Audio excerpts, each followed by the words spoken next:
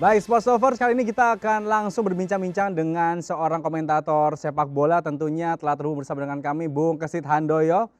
Kesit, apa kabar? Halo, kabar baik Reza. Selamat Wah, olahraga. luar biasa.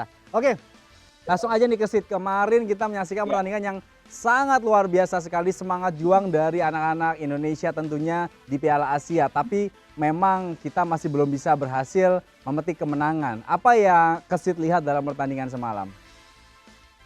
ya, pertama-tama tentunya kita melihat bahwa ya harus jujur juga kita mengakui secara kualitas memang tim nasional kita masih di bawah Irak ya. Walaupun kita mampu mencetak gol, ya, jadi harus juga di pertandingan kekalahan 1-3. Memang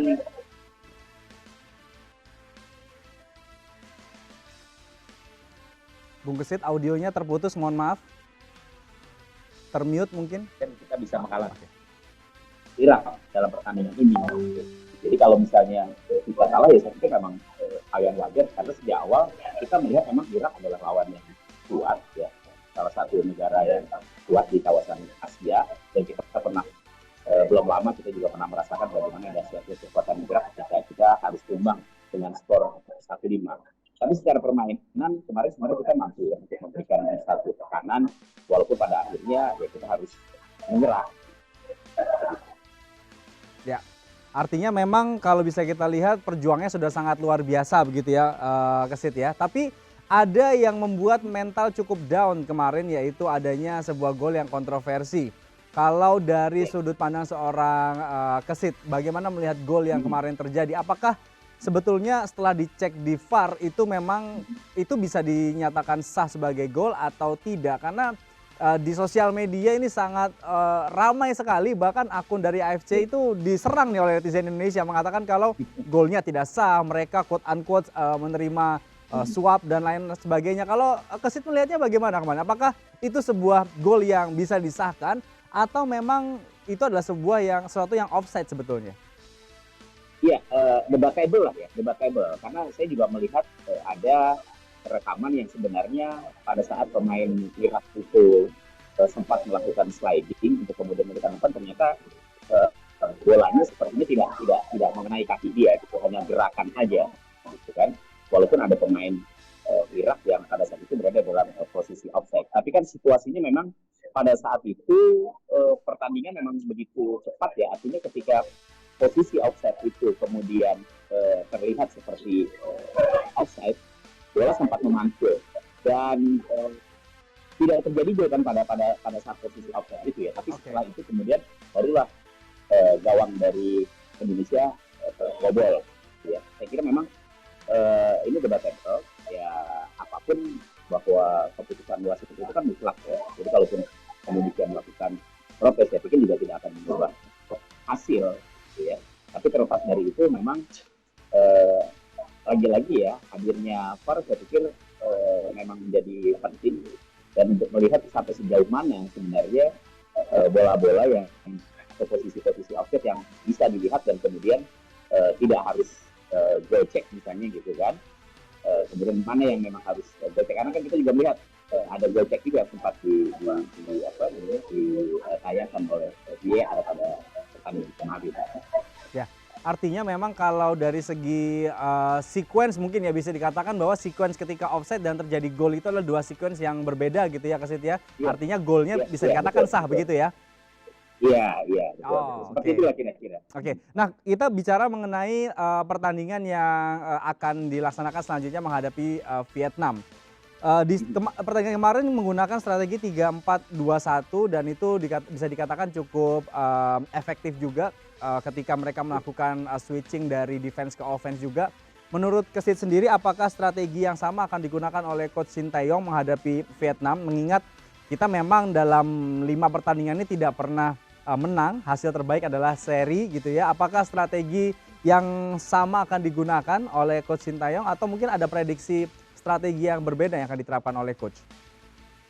Saya pikir masih sama yang menghadapi Vietnam dengan formasi yang diturunkan pada saat menghadapi Irak. 3-4-2-1 dengan hanya menempatkan Rafael Strike di depan. Ya. 3 di belakang itu ada Van Dijk, kemudian dari Rizky Ridho dan juga Jordi Almada.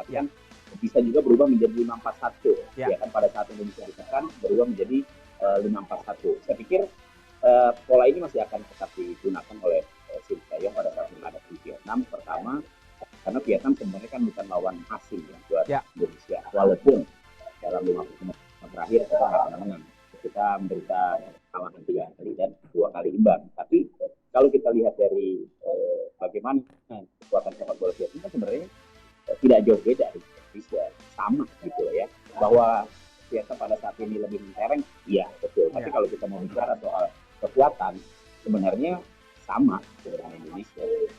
Karena itu pertandingan ini harus betul-betul dioptimalkan ya, menjadi pertandingan hidup mati menurut saya. Karena satu-satunya peluang yang paling besar untuk mendapatkan poin penuh ya pada saat menghadapi Vietnam ketimbang menghadapi Irak dan juga Jepang di pertandingan terakhir. Oke. Artinya pertandingan menghadapi Vietnam ini kita harus all out supaya bisa merebut poin penuh begitu ya Bung Kesit ya. Harus. Lalu peluang Karena Indonesia ini untuk lolos sendiri bagaimana Bung Kesit ke round berikutnya nih ketika nanti Ya. atau mungkin ada skenario apa yang harus terjadi supaya bisa lolos ke round berikutnya? Ya kalau kita bisa menang, berarti kan ada poin 3 yang diraih oleh Indonesia ya. Oke lah, menghadapi Jepang, syukur-syukur kita bisa menahan imbang misalnya. Ya, ini maka kan untuk lolos akan menjadi lebih besar. Ya, kalau kita kemudian menang lawan Vietnam tapi kalah menghadapi Jepang, tentunya juga harus melihat skornya berapa ya pada saat menghadapi Jepang. Ya. Kemudian ada 4 tim di peringkat ketiga terbaik dari 6 grup ini kan akan lolos. Ya, nanti hitung-hitungannya tentunya melihat dari 6 tim ini siapa yang poinnya paling bagus untuk bisa mendapatkan tiket dari posisi ketiga terbaik ya di 4 tim untuk melengkapi 16 tim ya, juara runner-up sudah pasti lolos ya dari 6 grup 12, kemudian ditambah 4 dari 6 grup jadi 16 ya, di babak kedua kan 16 besar nomor 8 ya. Jadi kalau Indonesia bisa menang kemungkinan untuk lolos itu cukup besar, tapi harus tetap melihat hasil pertandingan di grup lain gitu. Oke, baik. Artinya memang supaya bisa kita lolos ke round berikutnya, kemenangan melawan Vietnam nanti itu adalah hukumnya wajib ya, Kesit ya? Wajib, sangat wajib sekali mutlak. ya. Itu nggak ada pilihan lagi. Kalau misalnya kita draw atau kalah ya sudah. Artinya walaupun peluangnya belum tertutup karena kita masih punya 1 pertandingan menghadapi Jepang, tapi kalau misalnya kita sampai gagal merebut poin penuh dari Vietnam, itu kemungkinan peluangnya ya semakin kecil. Iya. Baik.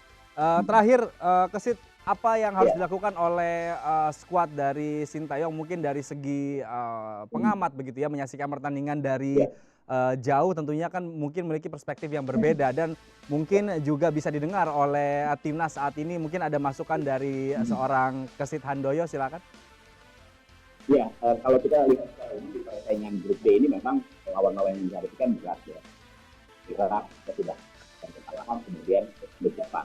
Tadi saya katakan bahwa Vietnam adalah satu-satunya tim yang kita harapkan bisa dikalahkan oleh Indonesia. Saya pikir menghadapi Vietnam menjadi pertarungan hidup mati. Yang paling penting adalah jangan sampai Indonesia atau para pemain Indonesia mengalami mental block. Ya. Tadi saya katakan bahwa secara kekuatan sebenarnya Vietnam dan Indonesia seimbang. Ya. Peluangnya pun 50-50. Tapi kan Indonesia untuk memenangkan pertandingan ini kan cukup besar karena formasi pemain yang kita miliki saat ini sebenarnya cukup mumpuni untuk bisa mengalahkan Vietnam. Kesiapan mental saya pikir itu yang paling penting karena kita sudah sering bertemu dengan Vietnam ya. Itu aja sih. Mental ya, artinya harus siap secara mental karena kalau secara permainan bisa dikatakan ya kita tidak terlalu jauh gitu ya dari segi permainan. Walaupun rankingnya mungkin sama kok. Ya, walaupun rankingnya mungkin terpaut ya. Ranking memang berbeda ya. Vietnam di kisaran 90-an, Indonesia kan 140. Iya. Kalau respon Ketua Umum PSSI menyaksikan langsung bagaimana, Kesit, ketika menyaksikan timnas berlaga? Ya masih belum puas lah ya, kalau saya lihat secara umum sih masih ingin melihat tim nasional tampil lebih greget lagi gitu ya. Kemarin oke lah di awal-awal di babak pertama ada sedikit kepuasan lah yang diperlihatkan, tapi ketika kemudian ada beberapa kesalahan yang menyebabkan Indonesia harus kebobolan ya, terutama di menit akhir atau injury time babak pertama dan kemudian gol di babak kedua, memang ada kekecewaan lah ya, tapi tidak terlalu besar gitu ya, karena kita melihat masih ada pertandingan lain ya. Walaupun diprediksi memang menghadapi Irak sulit untuk Indonesia bisa memenangkan pertandingan minimal seri kan begitu kemarin. Ya. Tapi ternyata prediksi bahwa Indonesia bakal kalah dari Irak itu ternyata ya terbukti. Oke, baik.